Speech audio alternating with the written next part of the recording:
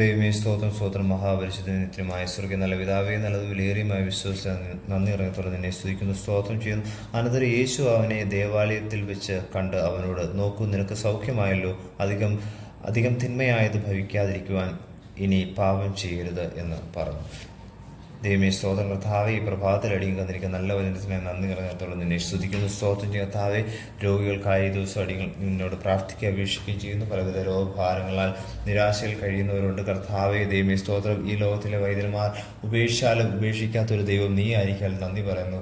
ദൈവമേ ഹാലെ, രോഗികളായിരിക്കുന്നവർക്ക് ആശ്വാസവും വിടുതലും സൗഖ്യവും എൻ്റെ ദൈവം നീ അയച്ചു കൊടുക്കുമാറാണ്. നിൻ്റെ ഹാല് വചനത്തിലും നിൻ്റെ വസ്ത്രത്തിൻ്റെ തൊങ്ങലിലും നിൻ്റെ ഒരു നോട്ടത്തിൽ പോലും സൗഖ്യമുണ്ടെന്ന് ഞങ്ങൾ അറിയുന്നു കർത്താവേ. ഈ ദിവസങ്ങളിൽ കർത്താവെ, ആ ദൈവമേ സൗഖ്യത്തിൻ്റെ അനുഭവം ദൈവമേ ഈ രോഗികളുടെ മേൽ ദൈവമേ വ്യാപരിപ്പാൻ എൻ്റെ ദൈവം സഹായിക്കുമാറാകണമേ എന്ന് പ്രാർത്ഥിക്കുന്നു. പ്രാർത്ഥന കേട്ടിയ സ്തോത്രം സാധു യേശു ക്രിസ്തുവിന്റെ നാമത്തിൽ തന്നെ. ആമേൻ, ആമേൻ, ആമേൻ.